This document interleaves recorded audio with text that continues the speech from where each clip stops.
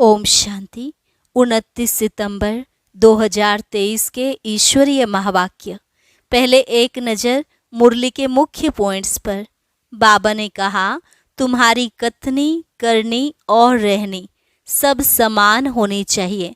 सिर्फ भाषण करने वाला, औरों को समझाने वाला पंडित नहीं बनना। अभी तक भी बच्चों से बहुत भूलें होती रहती हैं, इसलिए अपने को कभी मियाँ मिट्ठू नहीं समझना। कोई भी गलती हो जाती है तो बाबा को कहना चाहिए, आई एम सॉरी। यह काम महाशत्रु है। माया तूफान तो लाएगी, लेकिन कभी विकारों में गिरकर गंदा नहीं बनना। अपवित्र बनने का तो कभी संकल्प भी न आए। माया तुम्हें गिराने की कोशिश करेगी, लेकिन तुम बाप को याद कर संभलते रहना। अगर बाबा को भूले तो बहुत डिससर्विस कर बैठेंगे। अब तुम्हें कर्मातीत अवस्था बनाने का पुरुषार्थ करना है। अगर श्रीमत पर नहीं चले, कोई भ्रष्ट कर्म किया तो लास्ट में उन कर्मों का बहुत कड़ा फल भोगना पड़ेगा। अपना तन मन धन सब तुमने बाप को दिया है, इसलिए कभी भी किसी बात में मेरापन ना आए। अगर मेरा मेरा कहा तो गिर पड़ेंगे। तुम सब आत्माएं अपवित्र बन गई थी, अब मेरी याद से आत्मा को स्वच्छ शुद्ध बनाना है। योग रखेंगे तो चढ़ती कला होगी, नहीं तो गिरती कला में चले जाएंगे। और लास्ट में बाबा ने कहा, यह तो पक्का निश्चय होना चाहिए कि हम अब बाप से स्वर्ग का वर्षा ले रहे हैं। भले मंजिल बहुत ऊंची है, लेकिन एक बार बाबा कहने से ही सेकंड में जीवन मुक्ति के अधिकारी बन जाते हैं। और अब सुनते हैं महावाक्यों को विस्तार से। मुरली का सार। मीठे बच्चे, संग दोष से तुम्हें बहुत संभाल करनी है, क्योंकि संग दोष में आने से ही उल्टे कर्म होते हैं। बाप की याद भूल जाती है। प्रश्न, किस फजीलत मैनर्स के आधार पर तुम बच्चे अपनी अवस्था को आगे बढ़ा सकते हो? उत्तर, अगर कभी कोई भूल हो जाती है तो बाप से क्षमा मांगने की भी फजीलत चाहिए। बाप को कहना चाहिए, आई एम सॉरी। इसमें जरा भी देह अभिमान ना आए, इससे अवस्था आगे बढ़ती रहेगी। चढ़ती कला का आधार है बाप से सच्ची दिल। कभी भी अपने को मियाँ मिट्ठू नहीं समझना है। भूलें हरेक से हो सकती हैं, क्योंकि अभी तक कोई परिपूर्ण नहीं बने हैं। गीत, हमें उन राहों पर चलना है जहाँ गिरना और संभलना है। ओम शांति। कुछ तो कहना पड़ता है, उस हिसाब से ओम शांति कहना अच्छा है। आत्मा को अपना स्वधर्म बताना होता है। बाप भी कहते हैं, हम शांत हैं, शांति देश के रहने वाले हैं। तुम भी असुल आत्मा हो, तुम्हारा स्वधर्म शांत है। सारी दुनिया शांति शांति करती रहती है, परंतु शांति किसको कहा जाता है यह कोई नहीं जानते। समझते हैं कि यह लड़ना झगड़ना जो चलता है वह शांत हो जाए, परंतु वह शांति तो कोई काम की नहीं। घर में स्त्री पुरुष होते हैं, कोई तो झगड़ते हैं, कोई झगड़ते नहीं हैं। वह कोई शांति हुई क्या? शांति और चीज है। शांति तो आत्मा का स्वधर्म है। वैसे ही बाप का भी स्वधर्म है शांत। आत्माओं का बाप कौन है? परम पिता परमात्मा। उनका धर्म क्या है? उनका भी धर्म है शांत। परम पिता परमात्मा शांत देश में रहने वाला है। हम भी शांत देश में रहने वाले हैं। कोई भी आए तो बोलो, तुम्हारा स्वधर्म तो शांत है ना? तुम असुल वहाँ के रहने वाले हो, यहाँ आए हो पार्ट बजाने। शरीर द्वारा पार्ट तो बजाना ही है। शांति के लिए वास्तव में जंगल आदि में जाने की भी दरकार नहीं है। आत्मा को अपने स्वधर्म का पता है। आत्मा थक जाती है तो रात को अशरीरी हो शांत हो जाती है। रात को कितना सन्नाटा रहता है, सुबह होने से आवाज शुरू हो जाता है। वह हुई हद की रात और दिन, अभी तो है बेहद का दिन और रात। आत्मा 84 जन्मों का पार्ट बजाकर थक जाती है, इसलिए कहते हैं अब वापस शांति धाम जाना है। बाप भी कहते हैं शांति धाम और सुख धाम को याद करो। सुख धाम में बैठ थोड़े ही याद किया जाता है, याद किया जाता है दुख धाम में, अशांति धाम में। तो अब बाप कहते हैं बच्चे अब नाटक पूरा हुआ, तुमको घर चलना है, फिर तुम्हारे लिए शांति भी है तो सुख भी है। बाप कहते हैं मैं पंडा हूँ, तुमको वापस सच्ची यात्रा पर ले जाने आया हूँ। शांति धाम का पंडा एक बनता है व उनके बच्चे बनते हैं। एक से तो काम नहीं होगा, कितनी बड़ी सेना है, सभी का मुख है शांति धाम तरफ। वह है परे ते परे धाम। बद्रीनाथ अमरनाथ जाना कोई दूर नहीं, वहाँ जाना तो बड़ा सहज है। अच्छा बताओ, मूल वतन सूक्ष्म वतन जाना सहज है या अमरनाथ बद्रीनाथ जाना सहज है? सूक्ष्म वतन मूल वतन नज़दीक है या अमरनाथ बद्रीनाथ नज़दीक है? देखने में तो मूल वतन सूक्ष्म वतन परे ते परे है, परंतु वहाँ जाने में देरी नहीं लगती है, सेकंड की बात है। तुम सिर्फ बुद्धि से याद करो। वह जिस्मानी यात्राएं तो कोई नई बात नहीं, आधा कल्प वह यात्रा करते आए हो। यह रूहानी यात्रा तुमको एक ही बार आकर कराते हैं। तुम हो सिकी लधे बच्चे, तुमको तो रास्ता बताना है। तुम मंदिरों में जाकर समझाओ यह देवी देवताएं कब राज्य करते थे, इनको ऐसा पूज्य किसने बनाया। तुम जानते हो हम पूज्य थे, फिर पुजारी बने हैं, तो पुजारी का दर्जा कम हुआ ना। पूज्य ऊंच है, बाप पूज्य बनाते हैं। तुम पूज्य देवी देवता थे, फिर पुजारी बने, अब पूजा को छोड़ फिर पूज्य बनना है। माया के भी बहुत विघ्न पड़ते हैं, अबलाओं पर कितने अत्याचार होते हैं। और यात्राओं पर जाने अथवा मंदिरों में सत्संगों में जाने के लिए कोई रोकते नहीं। यहाँ पुजारी से पूज्य बनने में माया कितना हैरान करती है, घड़ी घड़ी गिर पड़ते हैं, बहुत करके गिरते हैं काम के खड्डे में। बाप कहते हैं मूत पलीती मत बनो, इनसे संभलना है। सबसे गंदा है काम चिता पर चढ़ना, विषय सागर में गोता खाना। बाप कहते हैं बच्चे काम महाशत्रु है, इसलिए कभी भी विकार में जाने का संकल्प भी नहीं करना, इससे ही गंदे बन पड़ते हैं। ऐसे मत समझो यहाँ जो आते हैं तो उनकी बुद्धि विष से निकल जाती है। कोई कोई ऐसे भी हैं जो एक दो को देखते हैं तो अंदर तूफान चलता है गंदा बनने के लिए।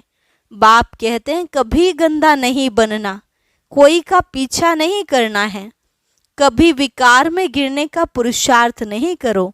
बाप इससे बचाते रहते हैं। संभलने और गिरने की कितनी चटाभेटी चलती है, माया कितना तूफान मचाती है। कितना अच्छा वफादार आज्ञाकारी सर्विसेबल बच्चा था, माया ने ऐसी चमाट मारी जो एकदम खत्म हो गए, मर गए।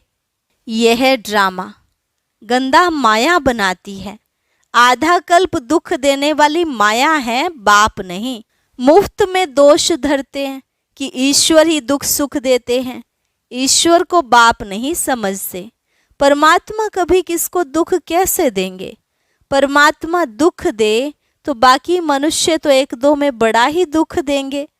बाप समझाते हैं तुम ही अपने लिए ऐसे कर्म बनाते हो, संग दोष में भी उल्टे कर्म कर लेते हो, बाप को भूल जाते हो। साधारण है ना, तो बच्चे भूल जाते हैं। बाप तो शिक्षा अच्छी ही देंगे परंतु उसको भूल जाते हैं। बाप समझाते हैं योग पूरा नहीं है, ऐसे मत समझो भाषण करने वाले हैं। पंडित की एक कथा है ना, औरों को कहा राम राम कहने से नदी पार हो जाएंगे, खुद पार हो न सका। बोला बोट नाव ले आओ तो चलें। जो खुद कहता था वो कर नहीं सका। सिर्फ कहना नहीं है परंतु करना है। कथनी करनी रहनी सब समान हो, इसलिए बाप को भूलो मत। बाबा अभूल बनाते हैं। बाप कहते हैं कोई भी भूल हो जाए तो आकर माफ़ी मांगो, आई एम सॉरी। समझो शिव बाबा कहते हैं यह तुम्हारी भूल है। अच्छा बाबा हम क्षमा चाहते हैं। यह भी अच्छे अच्छे बच्चों में फजीलत नहीं रहती है। इतनी बड़ी भूल की माफ़ी तो मांगे। अपने को बहुत मियाँ मिठू समझते हैं, पाप करते हैं तो क्षमा लेनी चाहिए, नहीं तो उसकी वृद्धि होती रहती है। बाप के साथ बुद्धि योग बड़ा अच्छा चाहिए। भल भाषण तो बहुत अच्छा अच्छा करते हैं परंतु संपूर्ण कोई बना नहीं है, अंत तक गिरते रहेंगे। कहते हैं बाबा हमसे यह भूल हो गई, आप क्षमा करना, रहम दिल क्षमा करो। भक्ति मार्ग में सारा दिन क्षमा क्षमा करते रहते हैं। बाप को कहते हैं क्षमा करो, धर्मराज द्वारा फिर दंड नहीं दिलाना, इसलिए खबरदारी बहुत चाहिए। ऐसे मत समझो कि हम 16 कला संपूर्ण बन गए हैं, नहीं। बहुत बच्चे लिखते हैं बाबा अशुद्ध स्वप्न बहुत आते हैं, बाबा की याद ही नहीं ठहरती है, मियाँ मिठू नहीं बनना है। अंत में 16 कला संपूर्ण बनेंगे। अभी तो ग्रहण लगा हुआ है, तुम्हारी वह अवस्था आनी है। यहाँ बैठे बैठे उड़ते रहेंगे, आत्मा को खींच होती है, क्योंकि कल्प की थकी हुई है तो आतुर वेला जल्दी होती है कि जल्दी जल्दी जाऊं, परंतु लायक भी बनना पड़े ना। कोई तो यहाँ ही घूमने फिरने जेवर पहनने आदि में खुश हो जाते हैं, फिर दुखी होते हैं तो कहते हैं नाहिक बाबा को छोड़ा। अच्छा फिर हिम्मत करो, कुछ सीखो। अपकार करने वालों पर भी उपकार करना है, परंतु ऐसे भी नहीं और ही माथा खराब कर दे।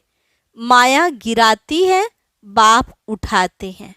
मंजिल है ऊंची और यह है सारी बुद्धि योग की यात्रा। पुरुषार्थ में टाइम लगता है, लक्ष्य तो बहुत सहज है। 1 सेकंड में तुम जीवन मुक्ति के अधिकारी बन जाते हो। एक बार बाबा कहा फिर भूलते क्यों हो? निश्चय है बाबा से स्वर्ग का वर्षा लेते हैं, फिर गिरते क्यों हो?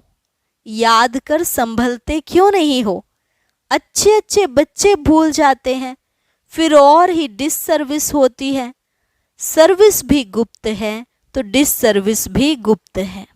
दुनिया को क्या पता किसमें कोई भी भूत प्रवेश होगा, वो अशुद्ध सोल का प्रवेश है तो वह भी नुकसान कर देते हैं।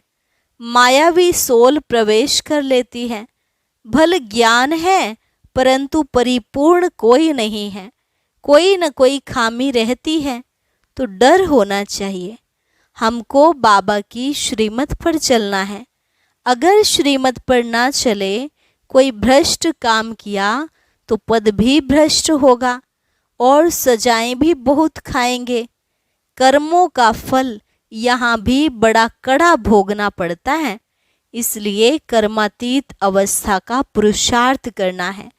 बाबा के साथ बड़ा सच्चा रहना है। सबका शिव बाबा से कनेक्शन है, सेंटर्स सब शिव बाबा के हैं। तुम्हारा सेंटर फिर कहाँ से आया? तुम शिव बाबा के हो। विश्वविद्यालय बाप का है ना, ईश्वरीय विश्वविद्यालय। मेरा यह सेंटर है, यह ख्याल आया और मरा। ऐसे मेरा मेरा करते कितने गिर पड़ते हैं। सब कुछ शिव बाबा का है। तुम कहते हो बाबा यह तन मन धन सब आपका है, तो बाबा भी कहते हैं स्वर्ग की राजाई सारी तुम्हारी है। कितना एवजा मिलता है, तुम क्या देते हो? मरने से पहले करनी घोर को देते हैं ना, जीते जी दान करते हैं। देखते हैं बस होपलेस केस है तो दान पुण्य कराते हैं। बाप भी कहते हैं बच्चे जीते जी कर लो, यह तो पुराना तन है, तुम आत्माएं मेरी हो। यह शरीर पार्ट बजाते बजाते अब पुराना हो गया है। अब फिर मेरे बनो तो तुम्हारी आत्मा और शरीर दोनों शुद्ध बनेंगे। दोनों इकट्ठे साफ होते जाते हैं। आत्मा जो अपवित्र बनी है उनको शुद्ध बनाना है। मेरे साथ योग लगाने से ही शुद्ध बनेंगे। योग रखेंगे तो चढ़ती कला होगी, योग नहीं रखेंगे तो गिरती कला हो जाएगी। सर्विस का शौक चाहिए, पूछना नहीं है, सर्विस पर जाएं। बाबा समझते हैं शौक नहीं है। मनसा वाचा कर्मणा सर्विस का शौक चाहिए। मनसा नहीं तो वाचा व कर्मणा, कोई न कोई सर्विस में लग जाना चाहिए तो उजूरा मिलेगा। आप ही जो करे सो देवता, कहने से करे सो मनुष्य, और कहने से भी ना करे तो कोई काम का नहीं। जितना सर्विस करेंगे उतना फल मिलना है। शिव बाबा पूछते हैं बच्चे मेरे को हाथ हैं? इस तन में शिव बाबा बैठे हैं ना, चिट्ठी लिखते हैं ना। बैल पर सारा दिन थोड़े ही सवारी करेंगे। बैल जब थक जाते हैं तो उनकी आंखों में पानी आ जाता है। यहाँ तो आंसू आने की बात नहीं, इनको तो सर्विस करनी ही है। बच्चों को समझाते हैं माँ में कम याद करो, यह शिव बाबा कहते हैं। इनकी आत्मा भी सुनती है। यह तो बिल्कुल सहज है। बेहद का बाप है ही स्वर्ग का रचयिता। बाबा आते हैं स्वर्ग की स्थापना, नरक का विनाश कराने। महाभारत लड़ाई भी सामने खड़ी है। यादव कौरव पांडव भी हैं। तुम जानते हो अब खेल पूरा होना है, बाबा लेने आया है। सिर पर विक्रमों का बोझा बहुत है। याद नहीं करेंगे तो महारानी महाराजा नहीं बन सकेंगे। है ही यह राजयोग, ना कि प्रजा योग। योग पूरा नहीं लगाते हैं तो प्रजा बन पड़ते हैं। कहते हैं बाबा हम पूरा वर्षा लेंगे, तो सर्विस का शौक चाहिए। लिख कर पूछ सकते हो, अगर इस समय हमारा शरीर छूट जाए तो हम क्या बनेंगे? परिपूर्ण तो अंत में बनेंगे। अभी तुम अपूर्ण हो। अपनी अवस्था की जांच करनी है। हम कितना बाबा की सर्विस पर हैं, कितना आज्ञाकारी वफादार हैं, कितना सर्विस के लिए तड़फते हैं कि कोई को जाकर जियदान करें। बेचारे बहुत दुखी हैं। यह एक ही सतगुरु है, शांति धाम सुख धाम ले जाने आए हैं। वह गुरु लोग अपने को जगत पिता जगत शिक्षक कह ना सके, सिर्फ जगत गुरु कहलाते हैं। यह तो जगत का बाप टीचर गुरु एक ही है। तुम जानते हो बाप आया है तो बाप से पूरा वर्षा लो। देह अभिमान अच्छा नहीं है। देही अभिमानी बन बाप को याद करो, फिर तुम्हारी निरोगी काया बन जाएगी। वहाँ तो पवित्रता सुख शांति संपत्ति है, अथाह संपत्ति है। यहाँ तो देखो पेट के लिए मारा मारी है। अच्छा, मीठे मीठे सिकिलधे बच्चों प्रति माता पिता बाप दादा का याद प्यार और गुड मॉर्निंग। रूहानी बाप की रूहानी बच्चों को नमस्ते। रूहानी बच्चों की रूहानी बाप दादा को नमस्ते नमस्ते, गुड मॉर्निंग। धारणा के लिए मुख्य सार। पहली पॉइंट, रूहानी पंडा बन सच्ची यात्रा करनी और करानी है।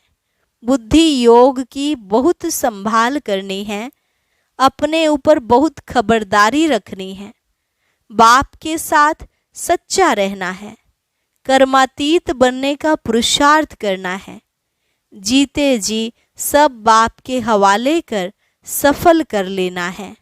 वरदान, अपनी चलन और चेहरे द्वारा सेवा करने वाले निरंतर योगी, निरंतर सेवाधारी भव।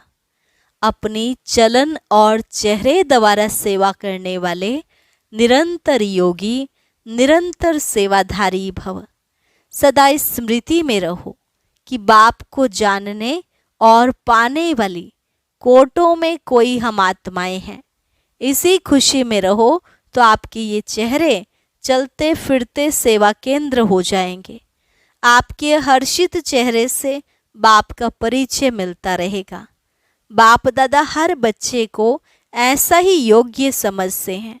तो चलते फिरते खाते पीते अपनी चलन और चेहरे द्वारा बाप का परिचय देने की सेवा करने से सहज ही निरंतर योगी, निरंतर सेवाधारी बन जाएंगे। स्लोगन, जो अंगद समान सदा अचल अडोल एक रस रहते हैं, उन्हें माया दुश्मन हिला भी नहीं सकती। जो अंगद समान सदा अचल अडोल एक रस रहते हैं, उन्हें माया दुश्मन हिला भी नहीं सकती। अच्छा, ओम शांति। अब सुनते हैं आज का अव्यक्त ज्ञान मोती। इसके लिए ऊपर दिए गए बॉक्स पर क्लिक करें।